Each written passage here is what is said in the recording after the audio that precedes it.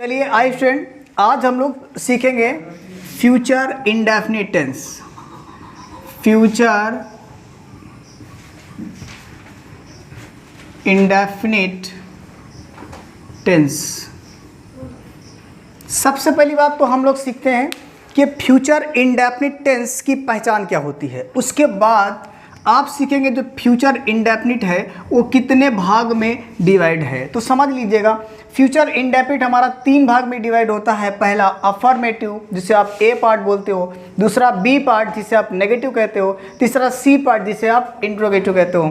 बात करें इंट्रोगेटिव, तो इंट्रोगेटिव भी मेरा 2 भाग में डिवाइड होता है। ठीक है, तो सबसे पहली बात तो इसकी मैं लिखता हूँ हिंदी, और इसकी हिंदी होती है भविष्य अनिश्चित काल। भविष्य अनिश्चित काल।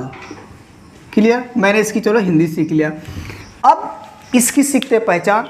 ठीक है, देखो फ्यूचर का कोई भी टेंस होगा, चाहे वो इंडेफिनिट हो, कंटीन्यूअस हो, परफेक्ट हो, परफेक्ट कंटीन्यूअस हो, सभी के बाद में आपको क्या मिलने वाला है? गा, गी, गे से आप पहचानेंगे ये कौन सा है, फ्यूचर का है। ठीक है, अब फ्यूचर में इंडेफिनिट की पहचान अलग होगी और कंटीन्यूअस की अलग होगी, परफेक्ट कंटीन्यूअस को हम अलग से पहचानेंगे। तो सबसे पहली बात तो मैं इसकी आपको लिखाता हूँ पहचान। आप लोग एडी बना के चलिएगा पहचान। ठीक, पहचान को आप इंग्लिश में बोलोगे आइडेंटिटी या फिर आइडेंटिफिकेशन। क्लियर? अब आप इसको डायरेक्ट यहाँ पे लिख सकते हो, इसके अंत में गागी गे लिख सकते हो, या फिर आप थोड़ा लॉन्ग लिखना चाहते हो तो आप लिखिएगा इस काल के वाक्यों के अंत में, इस काल के वाक्यों के अंत में, इस काल के वाक्यों के अंत में गा, कमा, गी, कमा, गे आदि शब्द मिलेंगे, आदि शब्द आते हैं। यहाँ तक किसी को कोई दिक्कत नहीं होनी चाहिए। मैंने सीख लिया कि फ्यूचर इंडेफिनिट की पहचान क्या होती है, तो आप बताएंगे इस काल के वाक्यों के अंत में गा, कमा, गी, कमा, गे आदि शब्द आते हैं। ठीक है, जैसा कि आपसे बोला जाए वह स्कूल जाएगी, लास्ट में क्या दिखा आपको? गी, तो आप समझ गए फ्यूचर इंडेफिनिट। मैं स्कूल जाऊंगा तो आपको दिखा गा, तो आप समझेंगे फ्यूचर इंडेफिनिट। ठीक है, वे मैच खेलेंगे तो लास्ट में क्या मिला? गे, तो आप उससे समझेंगे कौन सा टेंस आपका? Future indefinite tense. ठीक है, अब आप देखो फ्यूचर का जो इंडेफिनिट का पहला भाग होता है जिससे आप क्या कहते हो? ए पार्ट से जानते हो, जिससे आप बोलते हो अफर्मेटिव। क्या कहते हो? Affirmative. Affirmative sentences. Affirmative sentences जिसकी आप हिंदी क्या बताते हो? सकारात्मक वाक्य, स्वीकार करने वाले वाक्य। ठीक, सकारात्मक वाक्य। सकारात्मक वाक्य मतलब स्वीकार करने वाले वाक्य। क्लियर? यहाँ तक किसी को कोई दिक्कत नहीं होनी चाहिए।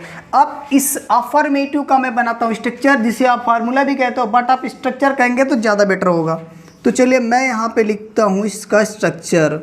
स्ट्रक्चर की हिंदी होती है संरचना। क्या होती है? संरचना। अब आप इसका स्ट्रक्चर बनाएंगे सबसे पहले सब्जेक्ट प्लस विल या शैल में से कोई एक प्लस वर्ब प्लस ऑब्जेक्ट।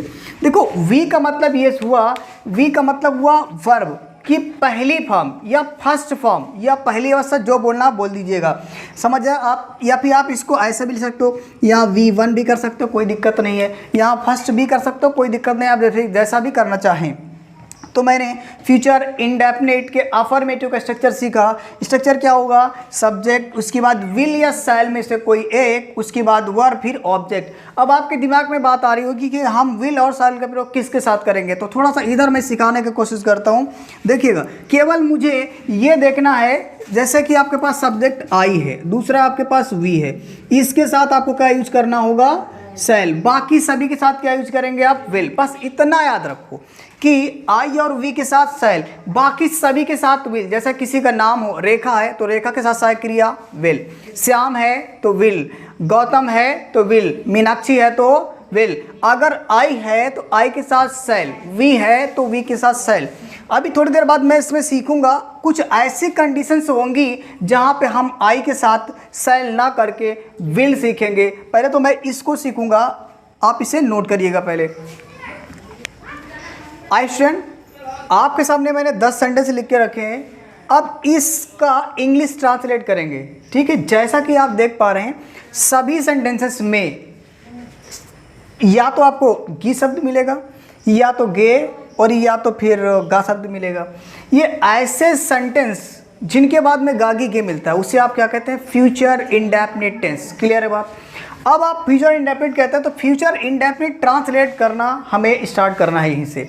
चलिए, सबसे पहला सेंटेंस है वह जाएगा। अब ट्रांसलेट करने के लिए सबसे पहले क्या चाहिए आपको, सब्जेक्ट। उसकी बाद क्या चाहिए, विल या शैल में से कोई एक। उसके बाद वर्ब चाहिए, फिर क्या, ऑब्जेक्ट। देखिए, जैसा कि मैंने आपको पहले भी बता रखा कि अगर हम हु शब्द यानी कि कौन शब्द का प्रयोग करते हैं तो सेंटेंस में मिलने वाला आंसर सब्जेक्ट कहलाता है। अगर मैं क्या का प्रयोग करूं तो क्या से मिलने वाला आंसर आपका ऑब्जेक्ट होता है। इस बात को आप ध्यान में रखिएगा, ठीक है। जैसे मैं आपसे कहूं इस सेंटेंस में वह जाएगा, आंसर बोलूं कि कौन जाएगा तो आंसर मिला वह, तो वह मेरा क्या हो गया, सब्जेक्ट हो गया। तो चलिए सबसे पहले सब्जेक्ट की मैंने लिखते हैं वह। अगर लड़की है तो सी, और लड़का है तो ही, स्त्री है तो सी, पुरुष है तो ही। इस बात को आप याद रखेंगे। वह की मीनिंग आप सी लिखेंगे। आपको मैंने बताया कि ये जो विल है ना और ये शैल है ना, कि ये शैल केवल आई और वी के साथ आता है, बाकी सभी के साथ क्या आता है, विल आता है। इस बात को आप ध्यान में रखिएगा। देखिए, जैसे कि क्या आपको सी ये आई दिख रहा है, शैल दिख रहा है, तो सिंपल सी बात, सॉरी ना, ये आपको ना तो आई दिख रहा है और ना ही वी दिख रहा है, तो आप शैल का प्रयोग तो कर ही नहीं सकते। तो बचा आपके पास क्या, विल। तो चलिए मैंने लगा दिया विल। अब उसके बाद क्या करेंगे आप, जाना। जाना के मीनिंग गो। बात समझ में आ रही है। तो यानी ये हो जाएगा गो। क्लियर, सेंटेंस आपका कंप्लीट, ठीक। जैसे अगला सेंटेंस है वे खेलेंगे। तो सबसे पहली बात तो समझिए सब्जेक्ट क्या है। आंसर बोलूं करूं कौन खेलेगा, आंसर मिला वे, तो कौन से मिलने वाला आंसर आपका सब्जेक्ट होता है। वे की मीनिंग दे होगा। दे ना तो आई है ना ही वी है, इसीलिए आप दे के साथ क्या लिखेंगे, सहायक्रिया विल। फिर आपको लिखना होगा वर्ब, और वर्ब है क्या, खेलना। तो खेलना की मीनिंग प्ले, आप याद रखो। अब अगला सेंटेंस देखते हैं, तुम खाओगे। तो तुम के लिए यू। अब यू के साथ सहायक्रिया आप क्या लिखेंगे, विल। क्या लिखेंगे, विल। अब उसकी बात क्या चाहिए मुझे, वर्ब। वर्ब है क्या, खाना। खाना की मीनिंग आप क्या लिखेंगे, ईट। आप फुल स्टॉप कर दीजिएगा। नेक्स्ट सेंटेंस मेरा, वे साइकिल चलाएंगे। सबसे पहली बात तो ये क्या है आपका, वर्ब। क्यों, क्योंकि इसके बाद में गा रहा, तो सिंपली आप पहचानेंगे वो मेरी वर्ब है। अब बात बची हुई सब्जेक्ट और ऑब्जेक्ट की। अगर इसमें बात करूं मैं तो सब्जेक्ट क्या है, वे, और ऑब्जेक्ट क्या है, साइकिल। अगर क्वेश्चन में सेंटेंस में करूं कौन चला रहा है तो आंसर मिला वे, तो कौन से मिलने वाला आंसर, सब्जेक्ट। क्या चला रहे हैं, साइकिल। क्या से मिलने वाला आंसर, ऑब्जेक्ट। तो सबसे पहले वे की मीनिंग क्या लिखने वाले हैं आप, दे। उसके बाद क्या लिखेंगे, विल। क्या लिखेंगे, विल। उसके बाद आप लिखेंगे क्या, वर्ब। वर्ब है क्या, चलाना। चलाना की मीनिंग ड्राइव। क्लियर, ड्राइव ही रहेगा। और क्या चला रहे हैं, आंसर मिला साइकिल। तो साइकिल मेरा क्या है, ऑब्जेक्ट। तो लिखेंगे द साइकिल, CYCLE, या आप लिख सकते हो बाइसाइकिल, कोई दिक्कत वाली बात नहीं है। नेक्स्ट सेंटेंस मेरा है, जरा देखिएगा यहाँ, गीता रामायण पढ़ेगी। आंसर मैं क्वेश्चन करूं क्या पढ़ेगी, आंसर मिला रामायण।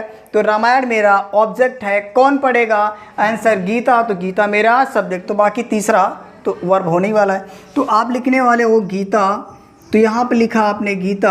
अब गीता नाम है तो इसके साथ सहायक्रिया विल लिखेंगे। उसके बाद पढ़ना, पढ़ेगी। पढ़ना क्या है आपकी, वर्ब। तो पढ़ना के मीनिंग रीड। और क्या पढ़ेगी, रामायण। तो रामायणा से पहले दा लगाएंगे, वो आर आपका बड़ा होगा, रामायणा। तो आप इस तरीके से लिख देंगे। क्लियर। नेक्स्ट सेंटेंस है मेरा, हम खाना पकाएंगे। तो हम की मीनिंग वी। अब वी के साथ आप क्या लिखोगे, तो बताओगे शैल। वी के साथ क्या आएगा, तो आप बताने वाले हो शैल। उसके बाद आप लिखोगे वर्ब। वर्ब है क्या, पकाना। पकाना मतलब पकाना, ये आपकी वर्ब है। यहाँ पे लिखा हुआ पकाएंगे। तो पकाना की मीनिंग लिखेंगे आप कुक। और क्या पकाएंगे, खाना। तो कुक फूड, कोई दिक्कत वाली बात नहीं होनी चाहिए। नेक्स्ट सेंटेंस है मेरा, मैं बाजार जाऊंगा, तो मैं की मीनिंग क्या होगी? आई। आई के साथ आप क्या लिखेंगे? शैल। ये शैल क्या है तो आंसर बताएंगे सहायक क्रिया, फ्यूचर इंडेफिनिट की सहायक क्रिया, आंसर शैल या विल, विल या शैल कुछ भी बोलो, कोई दिक्कत नहीं है। अब यहाँ पे जाना, जाना की मीनिंग क्या होगी? गो, तो आप लिखेंगे गो, और कहाँ जाएंगे? गो के साथ टू लगता है जब कोई अदर वर्ड होता है, ये आपका ऑब्जेक्ट नहीं है, ठीक है। ऑब्जेक्ट इसलिए नहीं है क्योंकि अगर आप क्या से आंसर करेंगे तो क्या से कोई आंसर नहीं मिलेगा, ये आपका है अदर वर्ड, ठीक है। अब यहाँ पे लिखेंगे आप द मार्केट, यहाँ तक किसी को कोई समस्या नहीं होनी चाहिए। नेक्स्ट मेरा क्या है? लड़के खाना खाएंगे, तो लड़के की मीनिंग लिखेंगे आप द बॉयज़, क्या लिखेंगे? बॉयज़। अब बॉयज़ के साथ आप क्या लिखने वाले हो? विल, और खाएंगे मतलब ईट, खाएंगे मतलब क्या होगा? ईट, और क्या खाएंगे भाई? तो हो जाएगा खाना, ईट फूड, कोई दिक्कत वाली बात किसी को नहीं होनी चाहिए। नेक्स्ट सेंटेंस मेरा, रीता अपना काम करेगी, ठीक है। तो सब्जेक्ट क्या है? रीता, तो आपने लिखा रीता। अब रीता के साथ सहायक क्रिया विल, क्लियर है बात। अब उसके बाद क्या लिखना है? करना, करेगी, करेगी आपका क्या वर्ड? करना से बनेगा करेगी, ठीक है। तो करना की मीनिंग डू, तो आप यहाँ लिखोगे डू। अब बचा क्या है? अपना कार्य, एक साथ में आएगा, तो आप याद रखना स्त्री है तो स्त्री के साथ अपना के लिए हर आएगा, और पुरुष है तो पुरुष के साथ अपना के लिए हिज आएगा, इस बात को आप याद रखेंगे। तो यहाँ लिखेंगे आप हर वर्क, हर वर्क मतलब अपना कार्य, कोई दिक्कत वाली बात नहीं होनी चाहिए। नेक्स्ट सेंटेंस है मेरा, मैं अपना पाठ याद करूंगा, तो मैं में क्या है मेरा? सब्जेक्ट, तो सब्जेक्ट की मीनिंग आई। आई के साथ सहायक क्रिया क्या लिखेंगे आप? शैल, कोई दिक्कत वाली बात नहीं है। वर्ब है क्या? याद करना, और याद करना एक वर्ब है, और जो इसमें आप यहाँ लिखा हुआ याद करूंगा, तो ठीक है, याद करूंगा मतलब लर्न, क्या लिखेंगे आप? याद करना की मीनिंग लर्न, और बाकी बचा क्या? अपना पाठ। तो याद रखना आई के साथ अपना के लिए माई लिखा जाता है, और पाठ है तो लेसन, ठीक है, माई लेसन। यहाँ तक किसी को कोई समस्या नहीं होनी चाहिए। अब मुझे उम्मीद है कि ये आपको समझ में आया है, और यदि आपको समझ में आया तो वीडियो को लाइक करिए, चैनल को सब्सक्राइब करिए।